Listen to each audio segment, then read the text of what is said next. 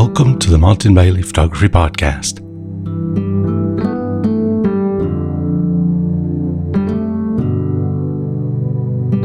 It's November 27, 2020, and this is episode 724.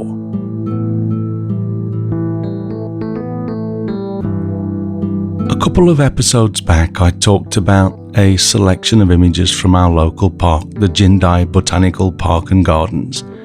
I've been watching the updates for some autumnal colour, and this morning went for a walk to see what I could make of it. As with the previous episode, these photos are really everyday shots, nothing special, but I'll share some points on what I was thinking as I shot them to hopefully make this useful to you. I plan to go back again next week as the colour in the maple leaves becomes a little more widespread. I rarely shoot the wider scene, preferring to get in close and find little intimate corners of the woods in the park to isolate, often against a dark background or a colourful background, as you'll see. To set the scene though, here's a quick iPhone photo of the maple garden, to give you a sense of the bigger picture as it were. You can see that the colours are still patchy, and it might turn out that this is as good as it will get this year. The conditions for really good colour have been a little bit off the mark, and I have a feeling, especially considering the number of fallen leaves already visible in this shot, that we might lose too many of the early coloured leaves before the remaining green ones change colour. That will result in a bit of a flop for the larger picture, but as this is really not what interests me, I'm not too concerned. We'll jump towards the end of my shoot in this corner of the park so that I can share a shot made from the same spot as my iPhone photo to give you an idea of how I frame my shots to make what I do. This is not quite as intimate as the rest of the shots I'll share, but I like the overall mood of the image, so I think it's worth sharing. First, in the iPhone shot, look at the tree to the left of the leftmost person in the shot. The tree is on the left third intersection. This next shot is the yellow leaves framed from just above the top of the steps that you can see in the distance in the iPhone shot, below the yellow leaves, to the left of that tree's trunk, which runs down the right side of my second image here, shot with the Canon EOS R5 and the RF 100 to 500mm lens. As you can see, the play of the light as it hits some of the leaves against the deeper shadows can be quite effective. I find this contrast very appealing and actually added a little subtle S-curve in the Luma tone curve in Capture One Pro to enhance that slightly, as well as adding an also very subtle vignette, darkening down the corners by one stop, which helps to guide the eye to the middle of the frame a little more. This isn't as zoomed in as most of the other shots I'll share, as I wanted to show a little more of the scene here. I went to a vertical orientation to show the stacked layers of leaves, and I also wanted to have the tree trunk running down the right side of my frame, as I like the way that closes off the line of sight, keeping the eye in the frame after running down the diagonal lines that the leaves form. Let's wind the clock back an hour now though, and take a look at one of the first shots that I took when I arrived at the Maple Garden, and this time it's a much more intimate scene. I find the larger scene too busy and generally look for small sections to isolate, and this shot was made at 500mm.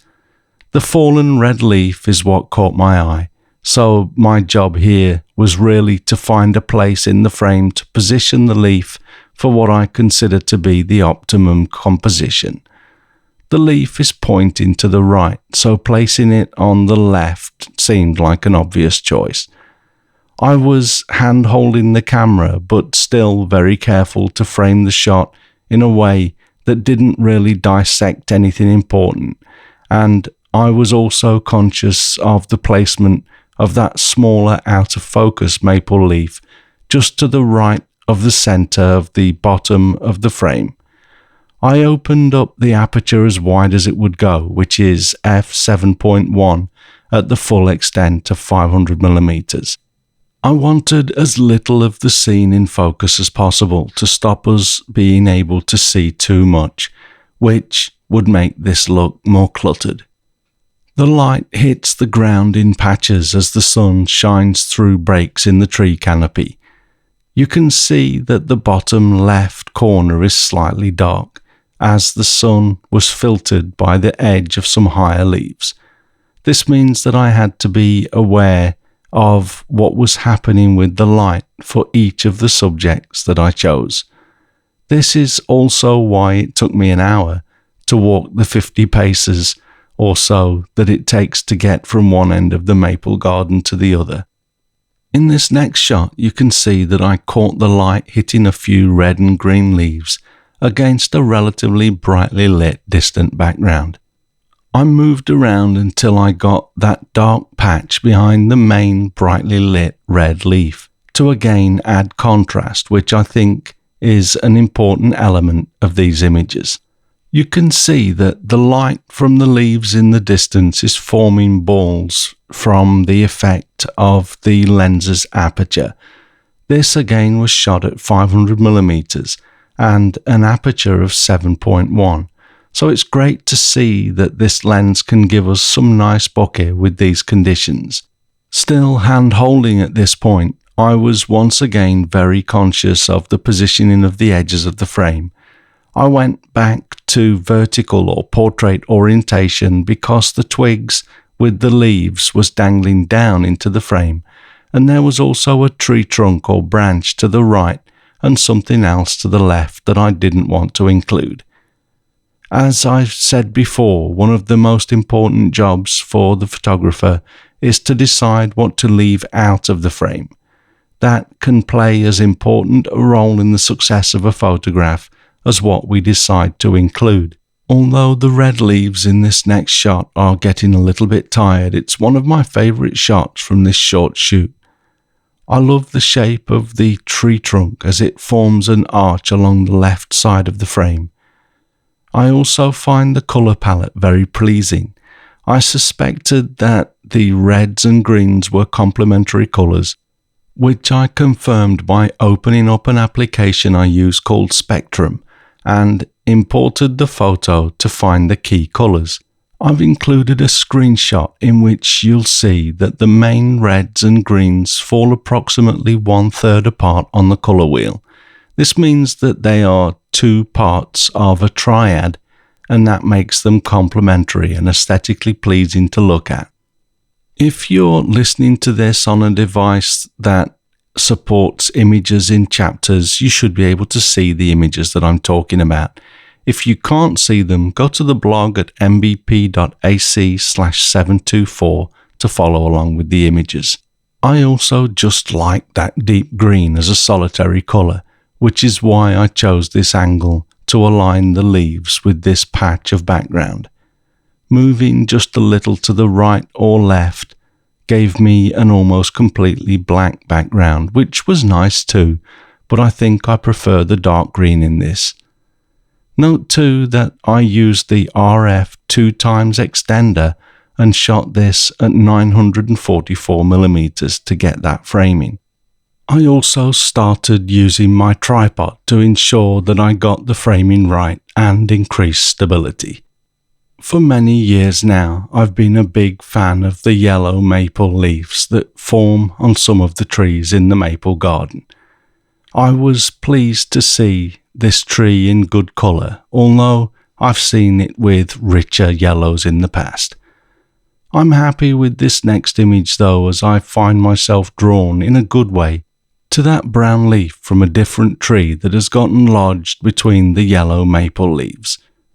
There are some little jewels of light shining through holes in that brown leaf too, which I also find appealing. There's also a wash of golden light across the bottom third of this photograph that I'm not exactly sure where it came from, but I like it.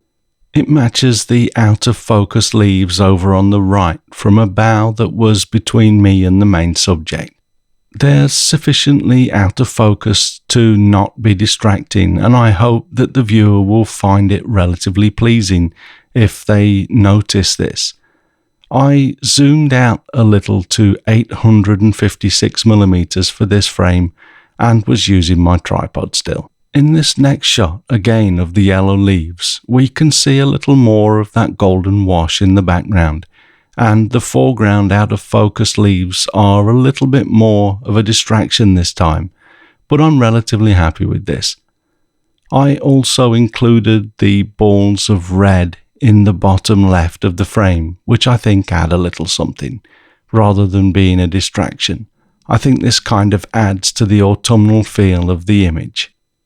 Depending on how big your screen is, you might also be able to make out a creepy eye looking at the camera from the center of the right edge of the frame.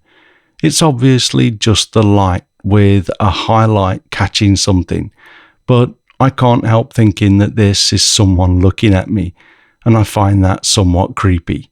On a hopefully more soothing note, here are the same leaves from an earlier photograph, but including a second bough of the tree, with a fallen leaf in the fork between the boughs, which was catching the light now. This wider view also enabled me to include the leaves in the top left, which I thought added a little extra element of interest. I also feel that this has more of a Japanese feel to it. There's just something about the shape of the boughs of the trees and the overall subtleness of the colours, almost as though it were painted on the lid of a lacquerware box or something. Shortly after shooting the last image, I shot the iPhone photo and wider scene of the leaves that we looked at to begin this episode with. After that, I left the maple garden for a while and had a walk around the park, when I found 2 ginkgo trees, one almost completely bare and one still fully clothed with yellow leaves. This final image for today is of the dew or rain droplets that were still sitting on some of the fallen leaves. I shot every image that I've shared today with the RF 100 to 500mm lens, except the iPhone shot, of course.